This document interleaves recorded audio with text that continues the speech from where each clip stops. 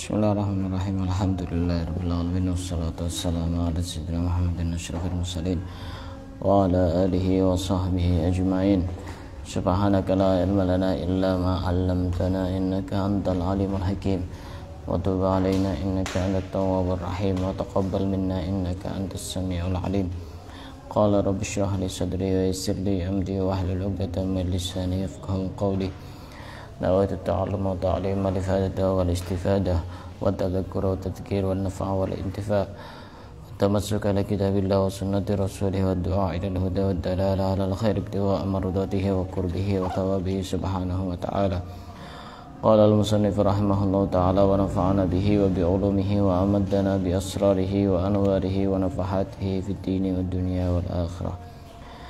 Akan kita lanjutkan membaca kitab Safinatun Najah yang dikarang oleh Syekh Salim bin Abdullah bin Sa'id bin Sumair Al-Hadrami Asy-Syafi'i. Pada pembahasan sebelumnya kita sudah membahas tentang hal-hal yang diharamkan bagi orang yang tidak mempunyai wudu, bagi orang yang junub, dan juga bagi orang yang haid. Sekarang kita akan memasuki pembahasan yang baru, yaitu bab tayamum. Tayamum itu pengganti wudu. Seringkali saya sampaikan bahwasanya tayamum itu tidak sama seperti istinja. Istinja itu walaupun ada air boleh menggunakan batu, walaupun ada air banyak. Tapi kalau tayamum berbeda, nanti ada aturannya sendiri. Kalau ada air banyak dan dia itu tidak ada pantangan untuk menggunakan air, maka tetap wajib untuk wudu pakai air, tidak boleh untuk bertayamum. Faslun asbabut tayamumi salasatun. Sebab-sebab tayamum itu ada 3. Kapan orang itu diperbolehkan untuk tayamum? Ada 3. Pertama, faqdul ma, tidak ada air. Akan saya ringkas dulu. Yang pertama, tidak ada air. Yang kedua, al-marodu, apa artinya? Sakit. Yang ketiga, al-ihtiyaju ilaihi li'atashi hayawanin muhtaram, yaitu butuh terhadap air untuk hewan yang kehausan. Artinya di sini hewan yang dimuliakan. Contohnya apa? Kucing, apalagi ayam, apalagi kambing, sapi, apalagi unta, apalagi bebek, apa namanya, kuda yang di sekitar kita itu, burung misalkan. Itu 3 penyebab orang diperbolehkan untuk tayamum.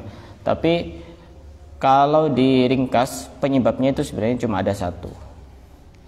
Penyebab orang diperbolehkan tayamum itu cuma ada 1. Tidak ada air. Baik tidak ada air itu secara nyata, hissi, atau ada air tapi seakan-akan tidak ada air. 1 cuma. Nanti kita akan bahas satu persatu. Kita akan bahas yang pertama. Benar-benar tidak ada air. Batasan tidak ada air yang memperbolehkan orang untuk tayamum itu bagaimana? Misal di dalam satu rumah, ini sepertinya sudah pernah kita bahas ya, mungkin di dalam kitab yang berbeda ya. Hah? Di dalam kitab apa?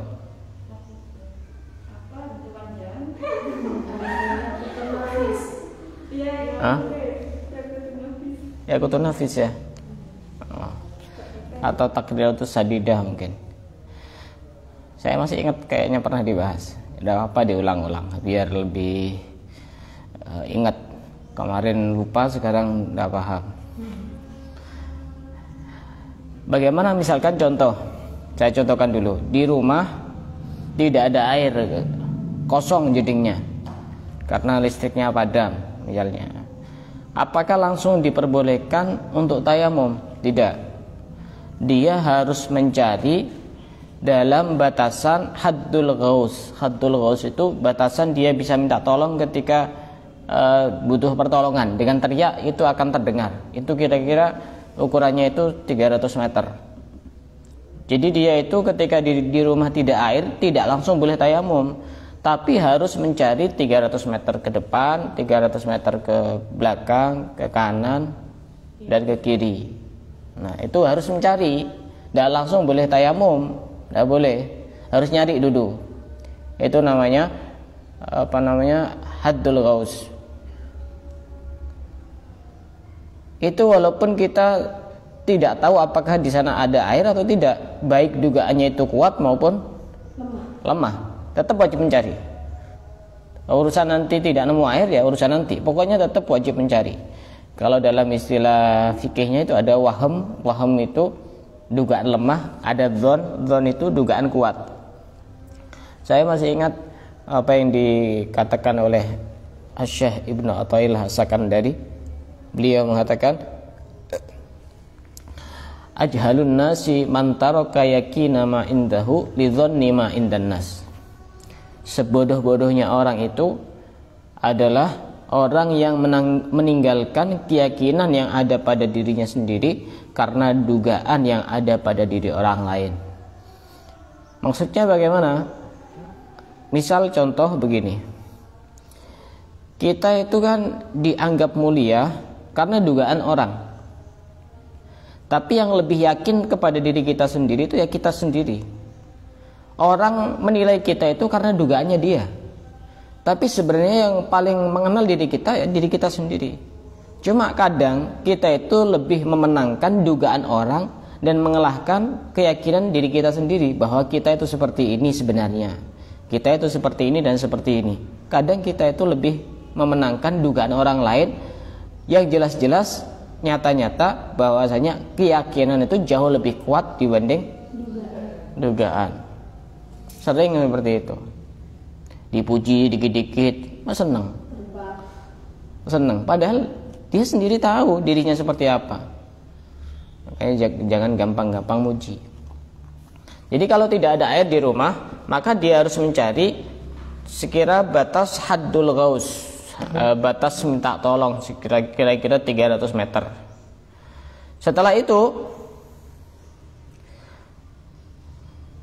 kalau misalkan tidak ada, maka dia wajib untuk mencari kira-kira 1,5 mil. 1,5 mil itu kira-kira 3 kilo. Jadi contohnya begini, di rumah tidak ada air, kosong airnya. Maka yang pertama kali tugas kita tidak langsung tayamum, tapi mencari ke depan 300 meter, ke belakang 300 meter, ke kanan 300 meter, ke kiri 300 meter. Setelah itu kalau sudah nyampe 300 meter, jika ada dugaan kuat, ini namanya dzon, maka kita wajib mencari haddul qurbi. Haddul qurbi itu batas dekat. Itu kira-kira 3 km dari batasan 300 itu. 300 ke 3 kilo. Jika ada dugaan kuat. Tapi kalau tidak ada dugaan kuat, ya tidak usah. Oh, misalkan dugaan kuat itu, misalkan kita dapat informasi, apalagi sekarang tiba-tiba ada yang update story. Oh, di sana ada air. Dari jarak yang 300 ini sampai ke 3 kilo ke sana, mungkin kurang dari 3 kilo, ada air yang sangat banyak di sana. Maka kita wajib mencari. Tidak boleh langsung untuk tayamum, kecuali dugaannya lemah. Oh, di sana itu kayaknya tidak ada air, tapi melalui proses yang cukup, data-data yang valid, informasi yang bisa dipertanggungjawabkan, maka tidak apa-apa untuk tidak mencari. Nah, setelah itu, setelah 3 kilo itu, setelah 3 kilo, maka kewajiban kita apa? Setelah itu 3 kilo ke atas, 3 kilo atau lebih itu, kita tidak wajib untuk mencari. Artinya walaupun di sana banyak air, tidak apa-apa kita tayamum jika jaraknya adalah 3 kilo ke atas, 3 kilo atau lebih. Maka seperti itu cara proses tahapan-tahapannya. Jika kita tidak menemukan air di rumah, maka kita harus cari dulu, itu wajib ini. Yang haddul ghaus ini wajib ini. Wajib. Yang kedua haddul qurbi ini, jika memang ada dugaan kuat ya kita harus mencari. Kalau tidak ada ya sudah. Anggap saja tidak ada misalkan. Anggap saja tidak ada. Setelah kita mencari 300 meter ini tidak ada air. Tidak ada air, dan setelah 300 meter jarak 3 km ini tidak ada air. Maka ya sudah. Tidak usah untuk wudu, harus langsung tayamum. Tapi kalaupun ada dan jaraknya 3 km atau lebih, maka kita boleh tayamum walaupun di sana banjir, walaupun di sana hujan misalkan, tidak apa-apa. Kita boleh untuk bertayamum. Dan mencarinya ini juga ada syarat-syarat. Misal kalau mencarinya ini masih aman. Kalau tidak aman, baik tidak aman dari orangnya ataupun hartanya ataupun harga dirinya, maka tidak wajib untuk mencari. Contohnya, misalkan di rumah tidak ada air, ada sekitar 300 meter ke depan, tapi di sana itu ada perampok-perampok atau preman-preman, dan yang mencari ini seorang wanita terhormat, khawatir nanti terjadi apa-apa, tidak usah nyari, dia cukup langsung untuk tayamum. Atau di sana ada sumur, tapi di sana di sekelilingnya ada hewan-hewan yang buas, misalkan ada harimau, ada singa, ada buaya, tapi tidak mungkin buaya ada di sumur. Misalkan seperti itu juga tidak apa-apa, dia tidak usah mencari karena alasan keamanan.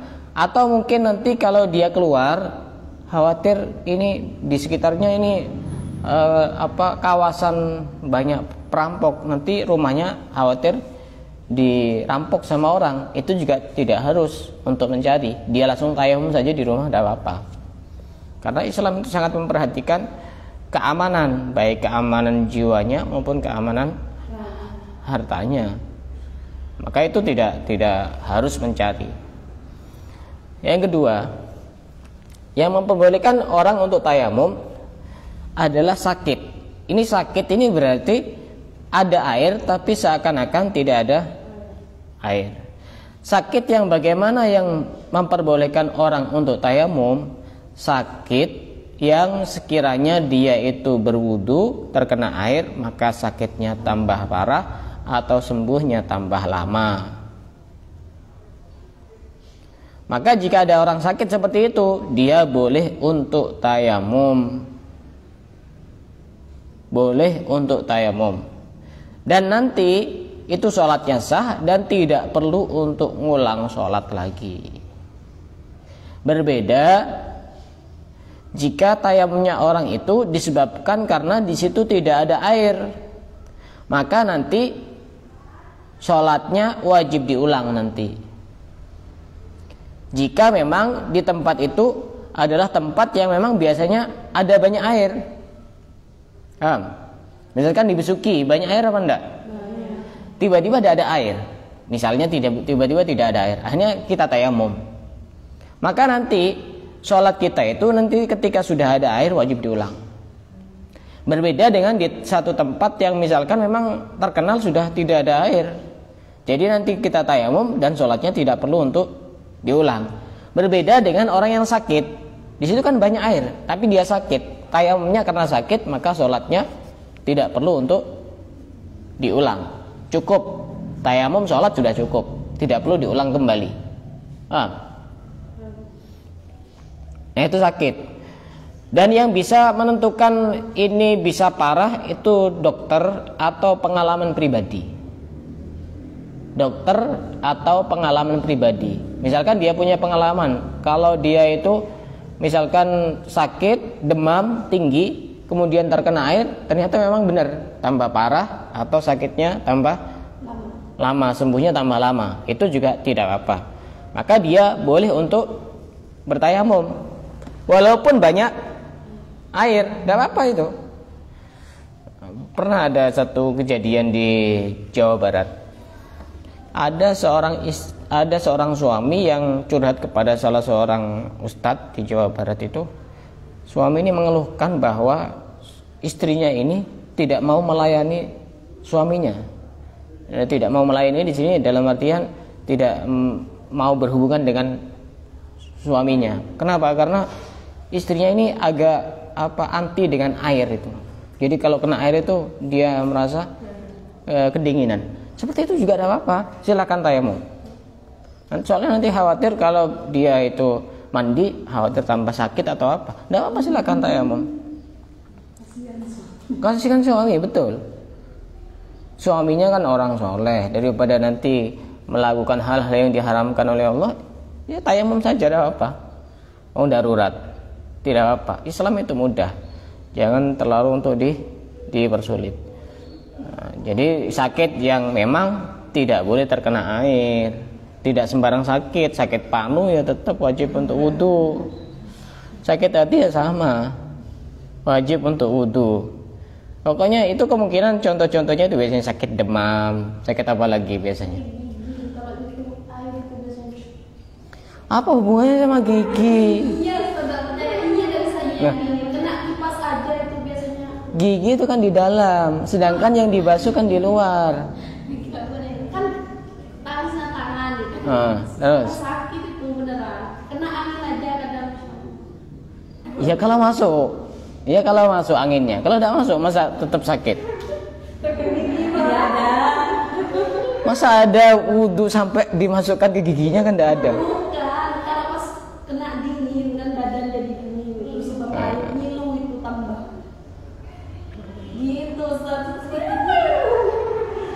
Tapi harus konsultasi dulu sama dokter. Kok saya baru tahu ada orang sakit gigi kena air jadi ngilu, itu baru paham.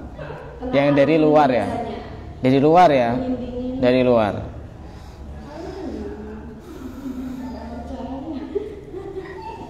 Nah itu terkait dengan sakit. Jadi tidak sembarang sakit bisa orang untuk tayamum. Kemudian yang berikutnya, perkara yang memperbolehkan tayamum adalah membutuhkan air untuk hewan yang dimuliakan. Misalkan ada memang air di rumah 1 galon misalkan, tapi ini untuk kepentingan minum keluarga, anak, istri, belum lagi ayamnya, belum lagi kambingnya, belum lagi sapinya misalkan, banyak jadi kebun binatang di rumahnya misalnya seperti itu.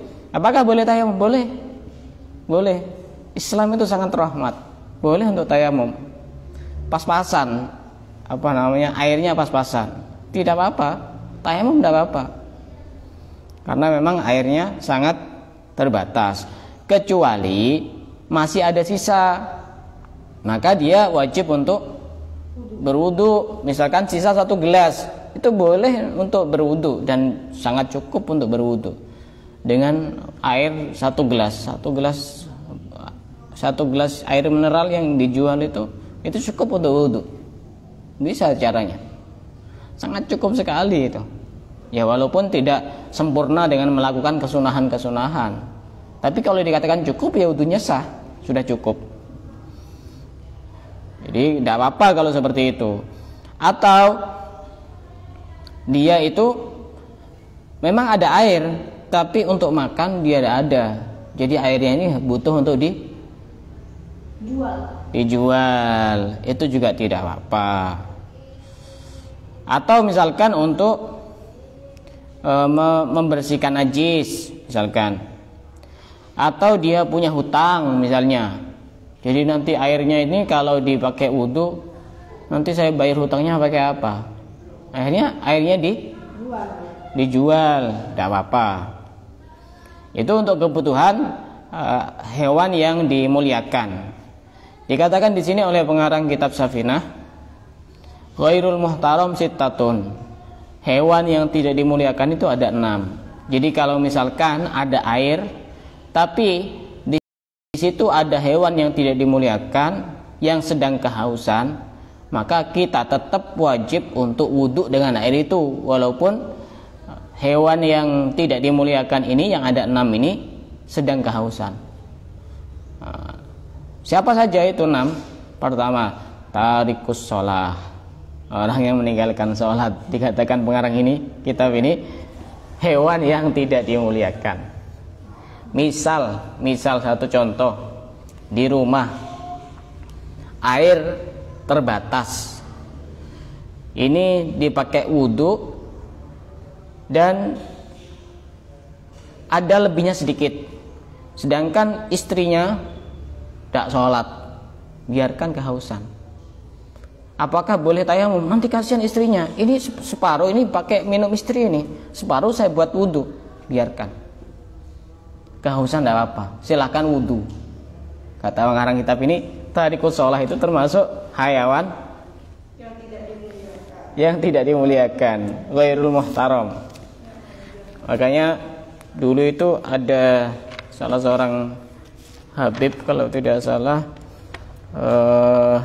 namanya itu Habib Abdurrahman bin Abdullah bil Faqih.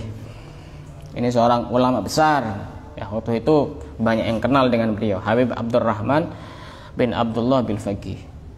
Beliau ini tiba-tiba ditangkap sama polisi dan dipenjara. Akhirnya Habib ini pasti ada yang tidak beres di rumah ini, pasti ada yang tidak sholat, dikumpulkan semua. Istrinya tanya, waktu saya di penjara ditangkap sama polisi, ada yang tidak sholat? Sholat saya. Putra putrinya, ada yang tidak sholat? Sholat semuanya. Ternyata yang tidak sholat pembantunya. Oh, ini gara-garanya ini sampai akhirnya saya di penjara.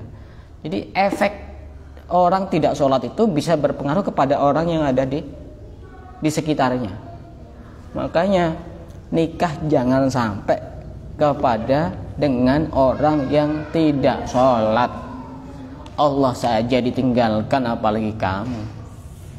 Iya, Allah saja itu ditinggalkan, apalagi kamu. Bahkan dalam mazhab Hambali, Imam Ahmad bin Hambal itu sangat ketat. Kalau ada seorang istri tidak sholat, maka nikahnya itu batal. Ketat ini. Coba seandainya kita mengikuti mazhab Imam Ahmad bin Hambal, sudah banyak yang tidak berstatus suami istri karena ada salah satu yang tidak sholat. Maka sholat ini satu hal yang sangat penting, yang dimana ibadah yang tidak boleh ditinggalkan dalam kondisi bagaimanapun adalah sholat. Yang sering kita lihat di sekitar kita itu, kalau ada orang sudah di rumah sakit, dia sudah tidak sholat. Padahal sholat dalam kondisi bagaimanapun tetap wajib. Sholatnya bagaimana? Ya sebisanya dia.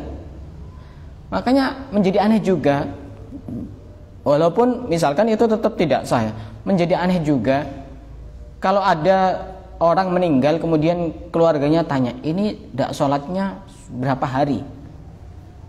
Kenapa kok harus ada pertanyaan seperti itu? Mestinya kan bukan seperti itu. Ini memang dia sholat, tapi kan sholatnya tidak sempurna sehingga butuh untuk diqadha. Tapi kalau pertanyaannya, ini tidak sholat berapa hari selama sakit di rumah sakit ini, berarti kan memang benar-benar tidak sholat. Dosa itu, dosa. Tidak bisa wudhu, ya tidak usah wudhu. Tidak bisa tayamum, tidak usah tayamum, tinggal sholat saja, kan beres. Tidak bisa berdiri, ya duduk. Tidak bisa duduk, ya terlentang, pakai isyarat dan sejenisnya. Tidak bisa ditinggalkan sholat. Di perjalanan pun tetap wajib untuk. Makanya di kitab-kitab fikih itu dijelaskan, kalau seandainya sholat itu boleh ditinggalkan, maka orang yang boleh untuk meninggalkan sholat adalah orang yang sedang berperang. Kenyataannya ada namanya sholat khauf, syiddatul khauf, yaitu sholat ketika orang itu perang, itu masih wajib sholat, padahal di depannya ada musuh, apalagi cuma sekedar pekerjaan, tetap wajib sholat. Kita menggadaikan gaji yang cuma ratusan ribu, digadaikan dengan tidak sholat. Makanya kata Habib Abdullah bin Auli al-Haddad, sahib Ratibul Haddad, mimma yurisusu al-khatimah tarkus sholah. Termasuk perkara yang bisa menyebabkan su'ul khotimah, mati su'ul khotimah, mati dalam keadaan tidak baik adalah meninggalkan sholat. Kata Habib Abdullah bin Alawi Al-Haddad, yang ngomong bukan saya. Hati-hati, di dalam keluarganya ada yang tidak sholat, hati-hati. Kadang seperti itu ada. Anaknya mondok, bapaknya tidak sholat, ibunya tidak sholat. Terus gimana? Ya jangan ditiru, anaknya tetap sholat. Ya barangkali karena niat tulus dari anaknya, nanti bapak ibunya bisa berubah. Biasanya susah kalau bapak ibu diingatkan itu. Cara untuk mengingatkan, cari orang yang disegani sama bapak ibunya. Lewat itu, nanti insya Allah akan berubah. Makanya saya itu cara dakwahnya itu bukan cuma seperti ini, ngisi pengajian kitab atau ngisi ceramah atau apa. Termasuk saya ngobati itu sebagai sarana dakwah saya. Seringkali ketika ada orang datang ke rumah saya, misalkan berobat, dia kena kasus sihir dan lain sebagainya, biasanya saya bilang, ini tak kasih amalan, ini dibaca setiap selesai sholat. Dan dugaan saya, ya cuma dugaan, saya tidak tahu benar apa enggak, ini kayaknya orang tidak sholat ini. Ini secara tidak langsung dia akan sholat. Karena orang itu mindsetnya ketika dia ngerasa ditolong, ini biasanya diikuti ucapan-ucapannya itu. Merasa berterima kasih biasanya ya. Ini orang kok kayaknya sakti, ini kok kayaknya orang banyak membantu saya. Saya yang asalnya sakit tiba-tiba sembuh, ya karena Allah pastinya. Biasanya suruh apa saja itu mau biasanya. Maka kita memanfaatkan itu. Jadi pengobatan itu bukan cuma murni pengobatan, tapi sebagai sarana untuk dakwah. Itu pesan guru saya, sarana untuk dakwah. Alhamdulillah sudah beberapa, bahkan ratusan lebih yang saya islamkan dari makhluk-makhluk Allah yang bukan manusia. Dari jin-jin sudah banyak yang Islam. Ini juga bagian dari dakwah. Kita nasihati biasanya jin yang masuk ke tubuhnya orang itu, kamu itu diciptakan semata-mata untuk beribadah. Kita mengutip ayat, wa ma khalaqtul jinna wal insa illa liya'budun. Tidak aku ciptakan jin dan manusia kecuali untuk beribadah. Semua itu butuh ilmu. Jangan seperti yang viral di YouTube atau di Instagram, yang seorang Gus katanya mengutip ayat itu, katanya ada di surat An-Nas. Sejak kapan surat An-Nas ada wa ma khalaqtul jinna wal insa illa liya'budun? Itu anak kecil saja tahu itu. Nah, ini orang yang meninggalkan sholat itu khawatir nanti mati dalam keadaan husnul khotimah. Dikatakan Habib Ahmad bin Umar bin Smith, kata beliau, kasih makanan anjing, kucing, tapi jangan kasih orang yang tidak sholat. Li'anna fil bahaim sodakoh, karena kalau ngasih makanan kepada hewan itu termasuk jenis sodakoh. Berarti kalau ngasih makan sama yang tidak sholat itu tidak dikatakan sodakoh. Masya Allah. Pernah ada satu cerita pada masanya Nabi Musa alaihissalam. Pernah ada seorang perempuan datang menangis di hadapan Nabi Musa alaihissalam. Wahai Nabi Allah Musa, mintakan ampun kepadaku. Aku ini sudah banyak berbuat dosa. Kemudian Nabi Musa ini bertanya, wa ma dzambuki, apa dosamu? Wahai Nabi, aku telah berzina. Kemudian aku melahirkan anak, dan anak itu aku bunuh. Apa kata Nabi Musa? Ukhruji ya fajirah, keluar kamu sekarang juga. Kamu ini nanti khawatir ada api turun dari langit yang bisa membakar kita semua disebabkan karena kamu. Akhirnya perempuan ini keluar dalam keadaan hatinya hancur, berkeping-keping. Kemudian malaikat Jibril turun memberikan wahyu kepada Nabi Musa. Ya Musa, wahai Nabi Musa, sesungguhnya Allah titip salam kepadamu, kirim salam kepadamu. Kenapa engkau menolak orang yang mau bertaubat, wahai Musa? Apakah engkau tidak tahu bahwa ada dosa yang lebih buruk daripada dosa yang dilakukan oleh perempuan itu? Kemudian Nabi Musa bertanya kepada malaikat Jibril, ya Jibril, Wa man syarrun minha, siapa orang yang lebih buruk daripada perempuan itu? Kata malaikat Jibril menyampaikan pesan Allah, man yatrukus sholata amidan muta'ammida, yaitu orang yang meninggalkan sholat dengan sengaja. Itu lebih buruk daripada wanita yang berzina, dia punya anak kemudian dibunuh. Oh, kalau begitu berzina saja, goblok gitu. Sama-sama tidak boleh. Jangan salah paham. Sama-sama tidak boleh. Ada juga cerita dulu itu, ada seorang perempuan yang mati. Seorang perempuan ini punya saudara laki-laki yang juga membantu menguburkan. Pada saat perempuan ini sudah dimasukkan ke liang lahat dan laki-laki saudaranya ini membantu untuk menguburkan, tiba-tiba kantongnya jatuh, semacam kayak bungkusan begitu, jatuh ke dalam.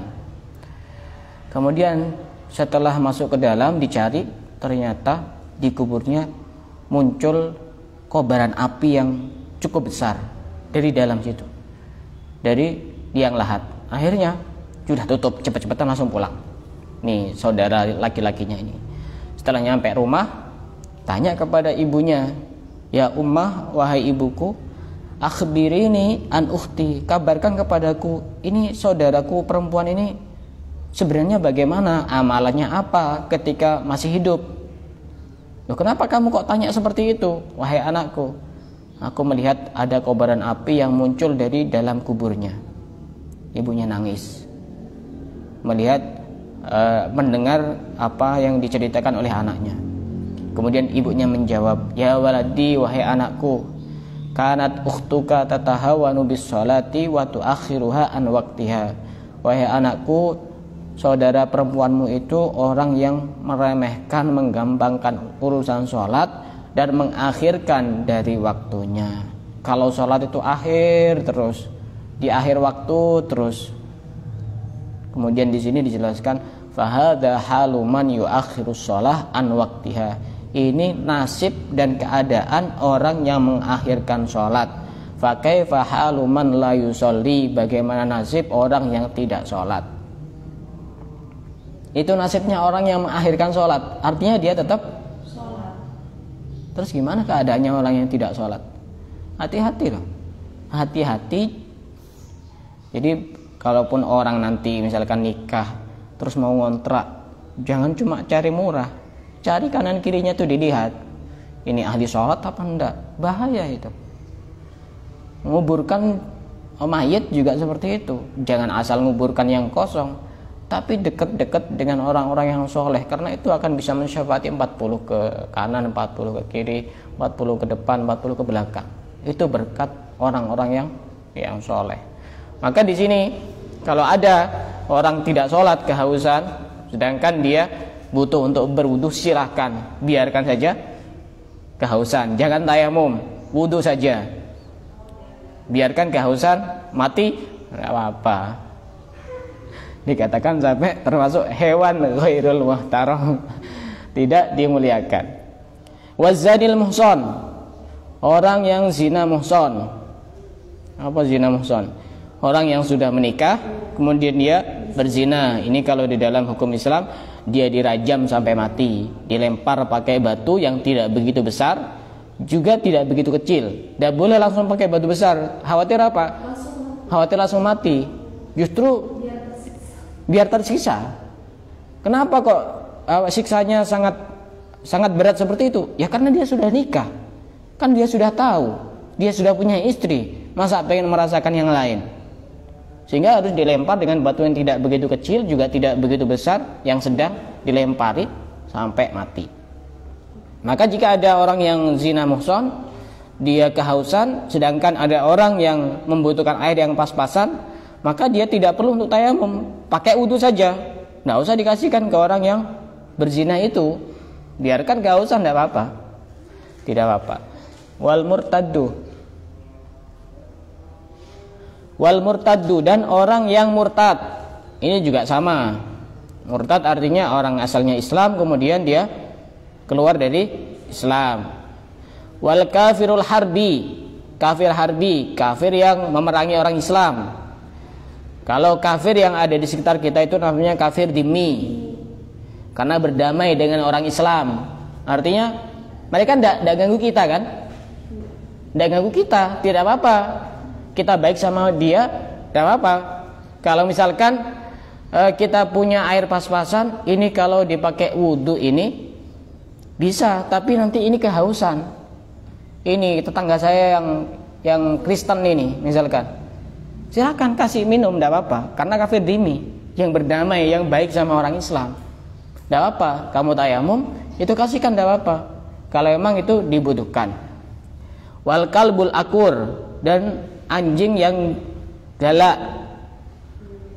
Jadi kalau anjing galak itu juga tidak apa-apa kalau tidak dikasih air, kalau kehausan, walaupun itu ada manfaatnya.